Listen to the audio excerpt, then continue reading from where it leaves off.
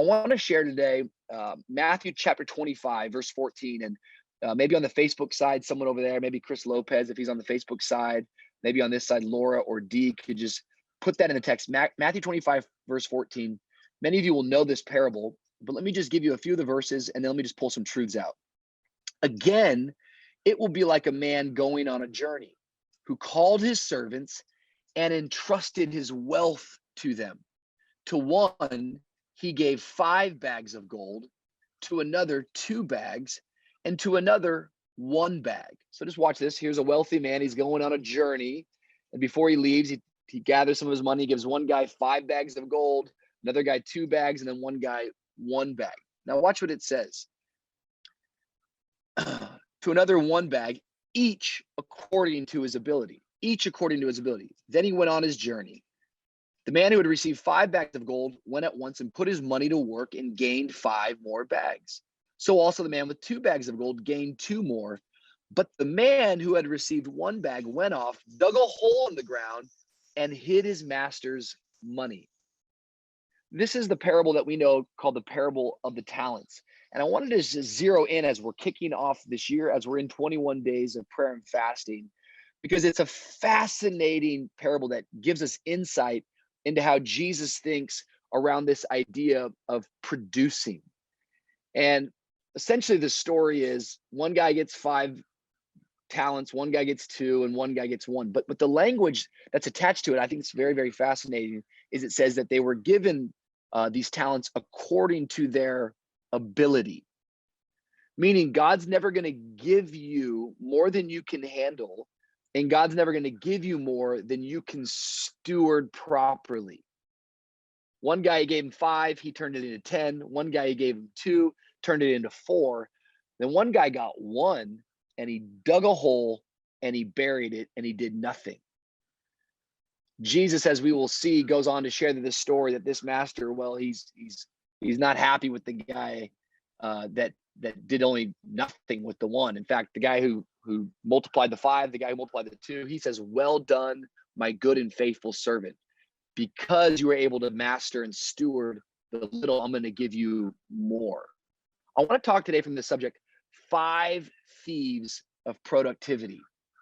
That word produce or productivity means the quality, state, or fact of being able to generate, create, enhance, or bring forth goods and services.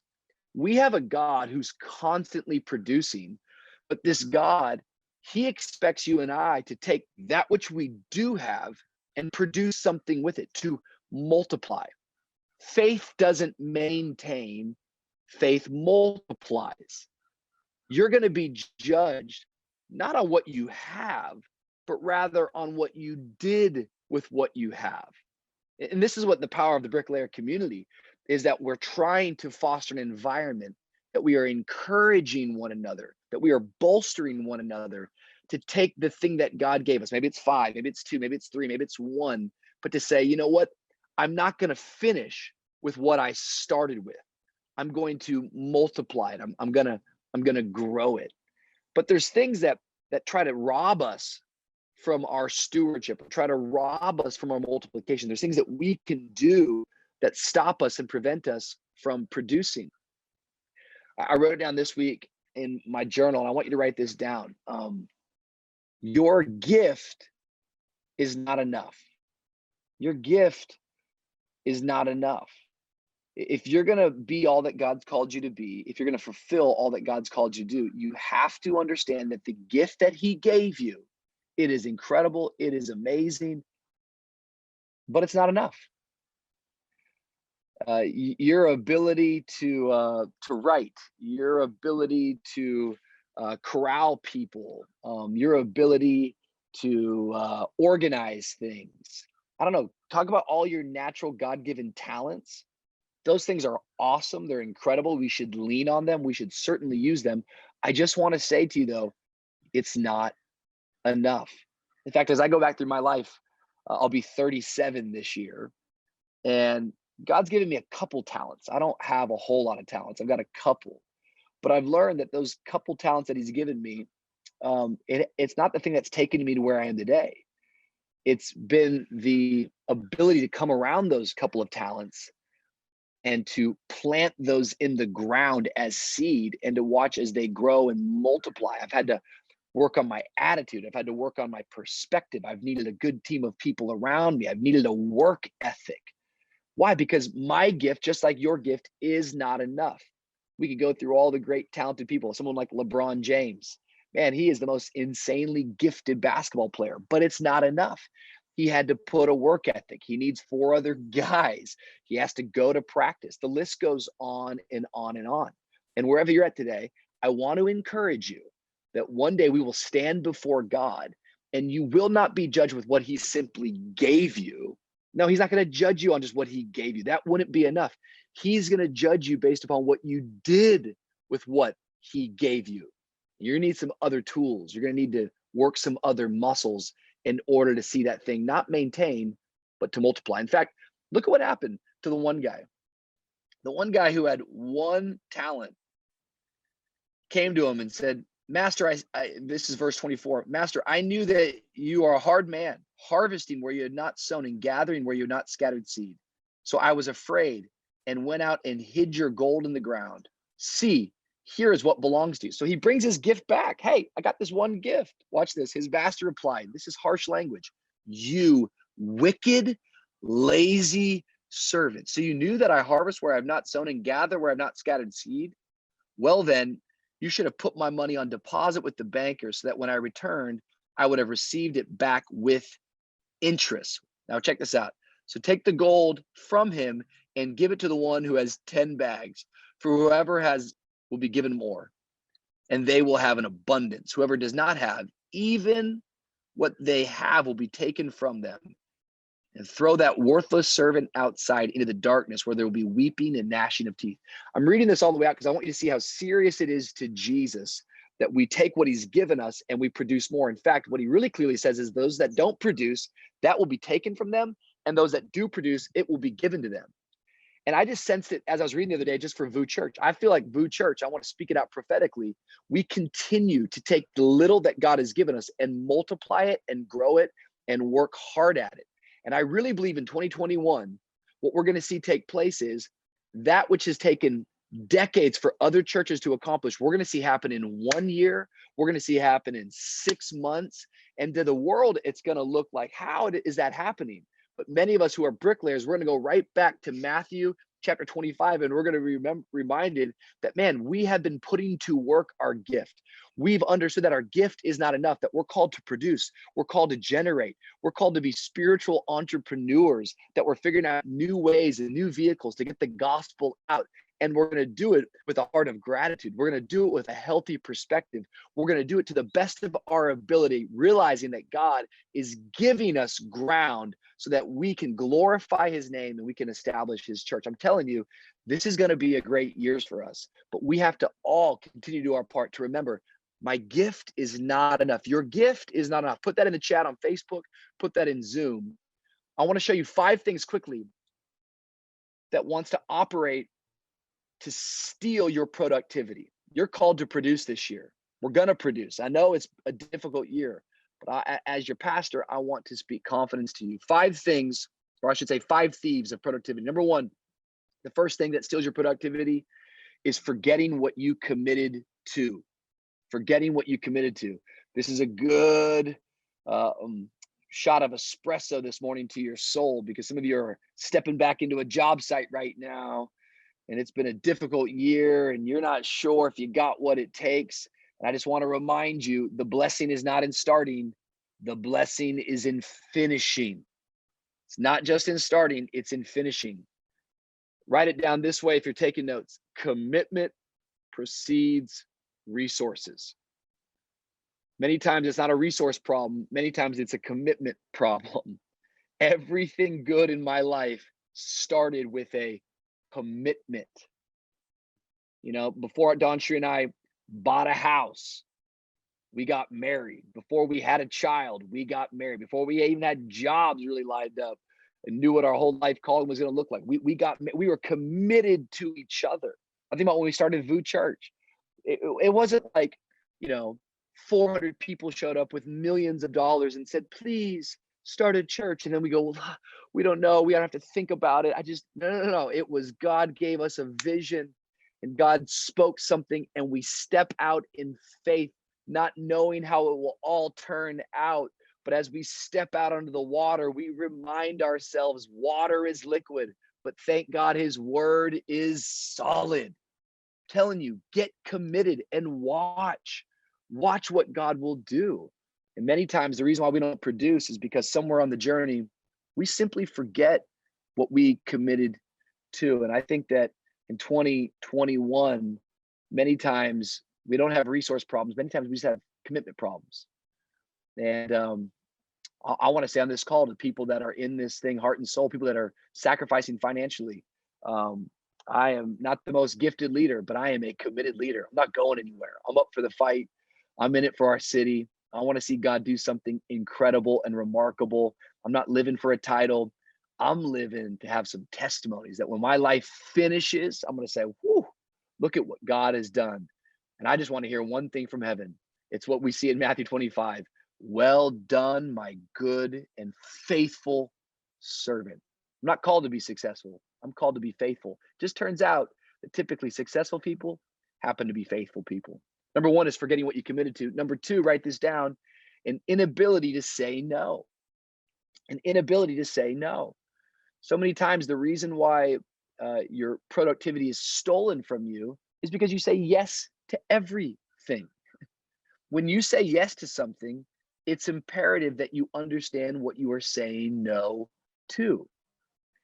I've always said it this way. Everything I say yes to in my life means I'm saying there's something less that I get to do in some other category. I think many times people don't realize that. And they just go around saying, yeah. Really, their yes is saying no to maybe something that they really value, something that they really care about. And I think that all of us, we have to learn how to say no. Listen, not every open door is from God. I think I discovered this early on in leadership that I'm not looking for good opportunities. Opportunities, in my opinion, this is my mindset. This might not be your experience, but opportunities are a dime a dozen. I'm not looking for a good opportunity. I'm looking for the God opportunity. The way we started our organization was not doing everything great. It was by doing a few things really, really great. We didn't want to just try to do everything. We want to do the something that God has called us to. I think it's important at your business right now, whatever it is that God's put you into. Good entrepreneurs, they highlight the problem that they are solving. Jeff Grosser is on the call right now. He's at an incredible restaurant in Wynwood. Well, Jeff Grosser's menu is specific. He's not trying to have every food item on in the world on his menu. He likes all types of food, but he understands that he's trying to meet a certain need. He has a niche that he's trying to reach. You know, John Tomlinson's on this call right now. He has an incredible marina. Well, at that marina, they have to define their distinctive competencies. What separates their marina from every other marina? Maybe it's going to be that we're going to say our customer service is going to be sharp. The whole idea that I'm getting to is that you can't be great at everything. You can't get an A in every category. So you have to define where it is that you want to win. And in defining where you want to win, it means you're going to say no to winning in other categories. Your inability to say no. Many times people can't say no simply because they want to please everyone. Listen, if you're going to be a leader, you better get it in your heart right now. You can't please everyone all the time. Have you learned that yet from 2020? You know, as a pastor, I can't get up and say enough of the right things for everyone all the time. I just have to lead from my heart, and I have to lead from what God has called me to, and I have to let the chips land where they are. But I think over time, people go, that's a leader I can trust. That's a leader that he's not going to bend to everyone's beck and call, but rather he's going to obey God, not man. If you want to produce, you're going to have to learn how to say no. Number three, a thief of productivity is a fear of chaos, a fear of chaos. When you strive for greatness, messes are inevitable. And I have learned this about some people.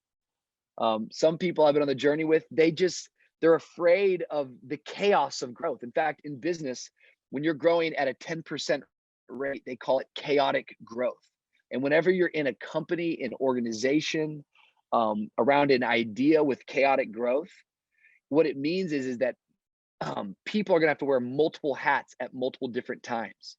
So not everything's going to be crystal clear in a box. It's not going to be like, David D right now, who's over finance. He's not going to just be able to stay just in finance. In fact, David D is a great example, because when we were in a load-in operation for VU Church, he was there at load-in. Well, nothing about David D's job description says that he's supposed to be at load-in unloading a semi truck with big, massive, crates and plugging cables in. But David D understands that as he's in an organization that's robust, that's growing rapidly, that he has to have quickly the ability to wear multiple hats during multiple seasons so that they can see the growth take place. Now, is that a forever thing? That's not a forever thing, but it's the chaos of growth. I remember one time I was at a dinner, I sat with a very, very wealthy, successful entrepreneur, and he's not a Christian, but we were sitting at this meeting, and this was early days of VU Church, and I just said, man, just there's so much change happening all the time, and I just want to make sure I'm making the right decisions. And I was just getting wisdom from him. And he said, well, Rich, listen, if you want to continue to grow and if you want to be a part of something great, you better get used to the chaos. I said, well, what do you mean? He said, well, being an entrepreneur is like jumping out of a skyscraper and not and putting and sewing the parachute together while you're falling. And we were laughing so hard. He's like, you want to know, that's what it's like to be an entrepreneur. Jumping out the window and go, hey, sew your parachute together while you're falling. Some of you right now on Facebook, you've started a business over the past year, and you're like, that's exactly how I feel. I feel like I'm falling and I don't even have a parachute. I'm piecing the parachute together. Let me just encourage you. You're in good company. And if you want to continue to produce, if you want to continue to generate, you got to get comfortable in that chaos. Don't be afraid of the chaos. People all the time are like, I can't do it. It's too hard. There's too much chaos around me. Write this down. When you argue for your limitations, you get to keep them. Let that be a word on this Thursday morning. When you argue for your limitations, you get to keep them. I'm done arguing about my limitations. I'm aware of what I'm not good at. I'm aware that God has graced me and blessed me because he's done way too many amazing things that are far greater than my ability. So I'm done, like the Apostle Paul, of boasting about my strength. I'm gonna boast about my weakness. Just go, hey, I don't want to keep these limitations. I want it all to be on God. That's why in 2021, I can just keep speaking out. This is going to be the greatest year of VU Church. It doesn't make sense to say it out loud, but I'm believing it and I'm declaring it. Number 4 is poor health habits. Poor health habits. One of my favorite leadership books is a simple little read. You could read this in 2021. It's an easy read. It's called The Energy Bus by John Gordon. And I just believe this book so much, but he just talks about the energy of a leader. And I just know this. I know that high achievement and extraordinary results require big energy. And many times the reason why people stop producing, like these guys in Matthew 25, this one guy in Matthew 25, is simply because they don't have the energy. They can't maintain the energy that they need to work and to generate things. I think that we're in 21 days of prayer and fasting right now. Today, I believe, are we on day 12 today? Day 12, I believe, day 13. I just wholeheartedly believe that this is a great season right now for you to reset some of your health habits. Hey, this is a good year to get back in the gym. This is a good year right now to get your eating under order. Some of you so desperately want to be successful, but you have all these great ideas or these big dreams, but you house these big dreams in a poor body. The reality of it is some of us, we take better care of our car than we do our body. And over a lifetime, you're going to maybe have 2, 3, 4, 5 different cars. Man, this body that God has given us, it needs to be stewarded. It needs to be maintained. It's part of your success. It's a part of your ability to produce. Let me just encourage you. Your body is the temple of the Holy Spirit. And you need to make sure you're doing everything you possibly can that you can multiply the energy that God has given you. Faith doesn't maintain, it multiplies. Number 5 is you have an environment that doesn't support your goals. Let me just read these 5 thieves of productivity. I wrote them down. Forgetting what you committed to, an inability to say no, fear of chaos, poor health habits, and lastly, an environment that doesn't support your goals. We talked last month with Pastor Jeffrey Rockmont. I love what he said. Seed is cheap. Soil is expensive. My life, your life is a seed. Your gift, my gift is a seed. Your talent, my talent is seed. But listen to me. Your gift is not enough. Your gift needs healthy soil for it to flourish and for it to grow. You need a proper environment. I think many times we've got these big dreams and these big ideas and we want to produce, but we just keep going back to a toxic environment. We keep hanging out in a place where people are pulling us down to our lowest common denominator. This is a year for you to reach up. This is a year for you to get the right people around you. You know, at VU Church, I've worked really hard when it comes to our staff and our teams to help curate and cultivate a healthy environment, a fun environment, an environment that says hard work is fun, an environment that publicly, vocally honors one another, encourages each other. I think I learned that if you can create that kind of environment, ideas will always flourish. You know, right now, David D was complimenting my background. Let me just show you where I am. I'm in Dallas, Texas. We're at a big Airbnb with almost all of my family on a little lake. The reason why I'm here is because we're celebrating Don Cherie, Don Cherie's mom, my mother-in-law, Deonza, her 70th birthday. And so all 7 of her children came to Dallas, brought all of the kids, and we're honoring our mom. And last night we sat at a dinner table, a private dinner table with all of her kids, with their spouses, and we had a 3.5-hour dinner, and we just went around the table and we vocally honored my mom. We just spoke out what she means to us. If you never met Deonza Duron, well, you're really missing out, because she's one special woman who is maybe the most inspiring, maybe the most impressive woman aside from my wife that I've ever met. She is a special, special lady. I could give you all of her accolades, but I think one of the greatest testimonies of her life is that from her 6 biological children and her 1 adopted child, these kids are all incredibly successful. They all love Jesus, but they all love each other in a deep way. I've never been around a group of siblings that are best friends. And we were talking last night about her ability to do that. And ultimately what it came back to is that she wanted to create an environment in her house where her kids loved each other and honored each other. And she literally willed them, pushed them, challenged them, taught them, disciplined them into being best friends. But the way that she did it was by creating this fun atmosphere that was encouraging, that was pulling out the best in each of them. And today, now these kids who are all doing incredible things in their own accord all come back together, and their best friends are each other.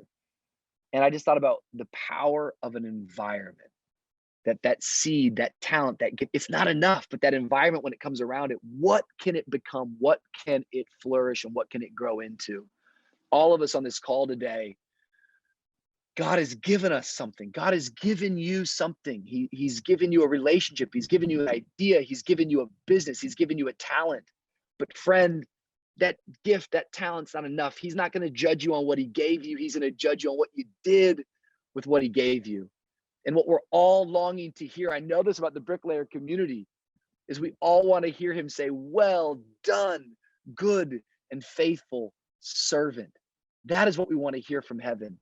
And I believe as you steward that which he's given you, as you multiply it, you will hear it. I love you so much, Bricklayers. I believe in you. I'm thankful that you've caught the vision of this house, VU Church.